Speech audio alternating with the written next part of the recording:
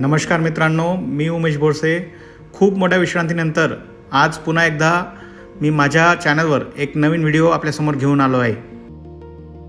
आजचा दिवस आमच्या कुटुंबासाठी अत्यंत खास आणि अविस्मरणीय आहे.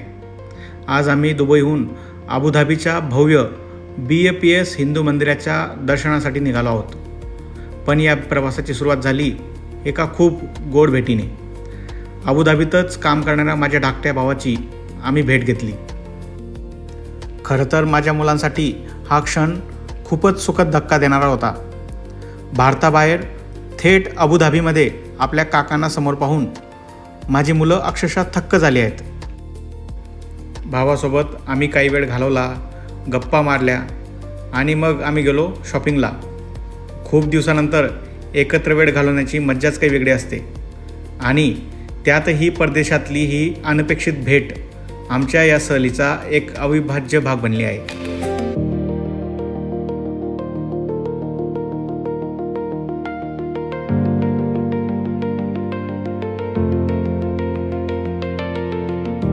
भावाला भेटून झाल्यावर आम्ही थेट निघालो अबुधाबीच्या BAPS हिंदू मंदिराकडे.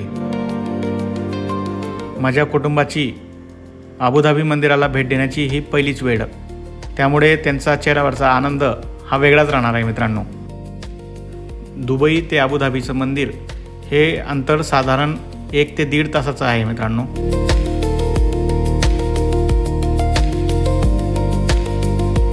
माझे परममित्र हरिभाऊ हे देखील आमच्यासोबत अबुधाबीच्या मंदिराच्या दर्शनासाठी आलेले आहेत. मित्रांनो,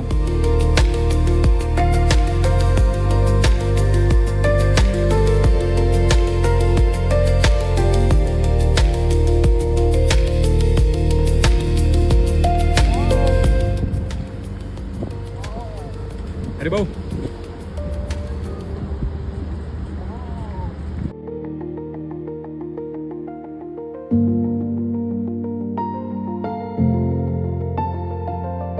जर तुम्ही मंदिराला भेट देत असाल तर काही गोष्टी लक्षात ठेवा.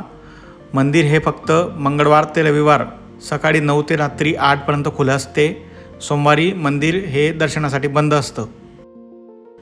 मंदिरात दर्शनाला येण्यासाठी ऑनलाईन नोंदणी करणे आवश्यक असते. मित्रांनो, आणि सोबत येताना आपलं एमिरेट्स ID किंवा पासपोर्ट हे सोबत ठेवणं आवश्यक असतं. सर्व सिक्युरिटी चेक्स पार करून अखेर आम्ही पोहोचलो अबुधाबीच्या BAPS हिंदू मंदिरासमोर. लांबूनच याचं दर्शन किती भव्य वाटतं. माझ्या कुटुंबासाठी ही पहिलीच वेळ आहे, त्यामुळे माझ्या मुलांचा चेहऱ्यावरचा एक आनंद हा वेगळ्या प्रकारचा आनंद आहे. मित्रांनो, हे मंदिर प्राचीन शिल्पशास्त्रानुसार बांधले गेलेलं आहे. विशेष म्हणजे याच्या बांधकामात कुठलेही स्टील किंवा लोखंडाचा वापर केलेला नाही आहे. मित्रांनो, हे मंदिर 27 एकर परिसरात पसरलेलं असून याची उंची जी आहे ती 108 फूट आहे.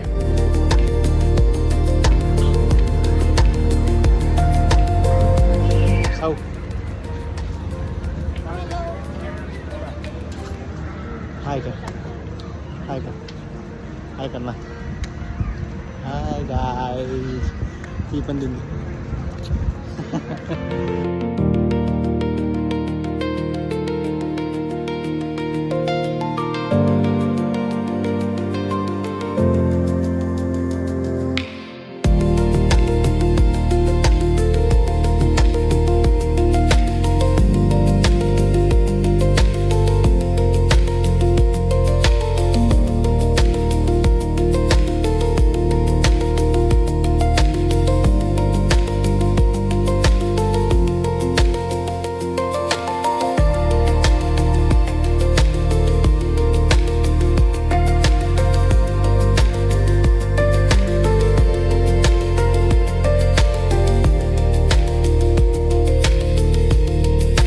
मंदिराच्या बांधकामात राजस्थानमधील गुलाबी वाळूचा खडक, त्याला पिंक सँडस्टोन म्हणतात, आणि इटालियन संगमरवरी दगडांचा वापर केला आहे. सर्वात आश्चर्यकारक गोष्ट म्हणजे इथल्या इटालियन संगमरवराच्या विशिष्ट वापरामुळे बाहेर कितीही उष्णता असली तरी पायाला अजिबात चटका लागत नाही. हे इतके थंड असते की कडक उन्हातही तुम्ही अगदी सहजपणे अनवाली चालून मंदिराचा आनंद घेऊ शकतात. मंदिरामध्ये भगवान स्वामीनारायण राधाकृष्ण, राम सीता, शिव पार्वती, भगवान जगन्नाथ, भगवान व्यंकटेश्वर आणि भगवान अय्यप्पा यांच्या मूर्ती आहेत मित्रांनो. मंदिराच्या दर्शनानंतर आम्ही तिथे होणाऱ्या गंगा आरतीच्या वेळी उपस्थित होतो. खरोखरच तो क्षण शब्दात सांगण्यासारखा नाही आहे मित्रांनो. या दिव्य वातावरणात आरतीचे सूर आणि मंदिराची भव्यता एकत्र आल्यावर मनाला एक वेगळीच शांती मिळाली.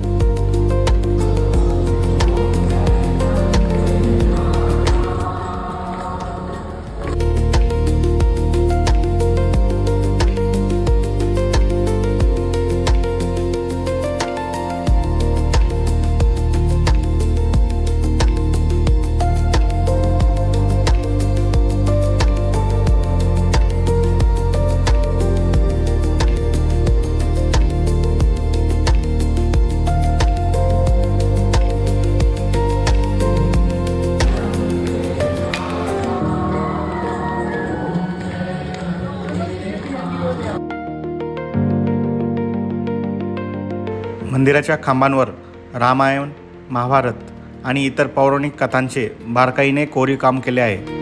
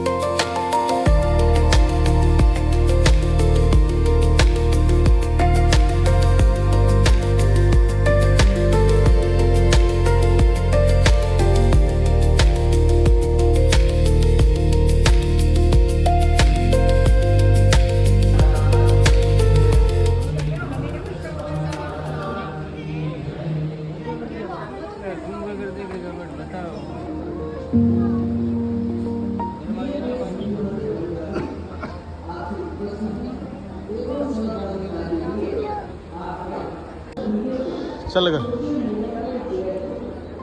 सब चला. इके मम्मी इके. चला चला मम्मीला दे फ्लावर.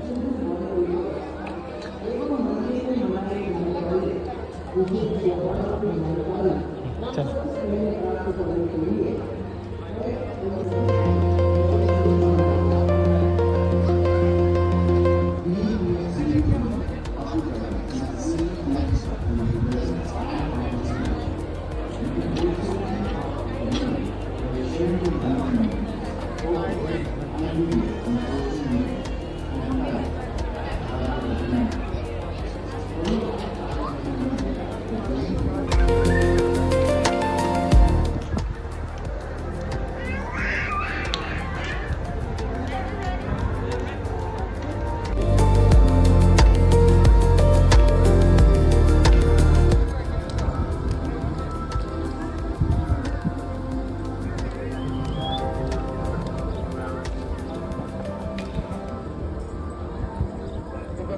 चल चल.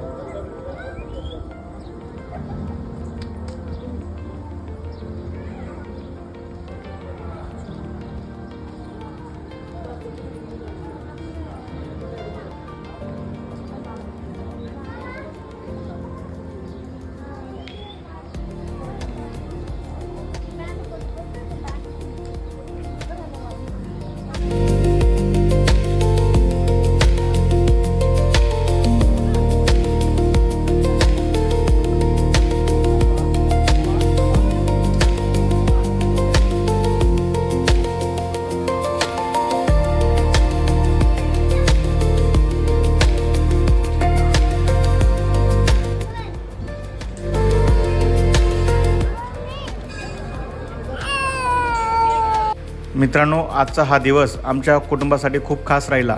भावाची भेट झाली, या भव्य मंदिराचे दर्शन झाले. आजचा हा दिवस आमच्या कायम स्मरणात राहील. तुम्हाला आमची ही सहल कशी वाटली ते कमेंट्समध्ये नक्की सांगा. चॅनलला सबस्क्राईब करा, लाईक करा, शेअर करा आणि पुन्हा भेटूया अशाच एका नवीन व्हिडिओमध्ये. धन्यवाद. जय महाराष्ट्र.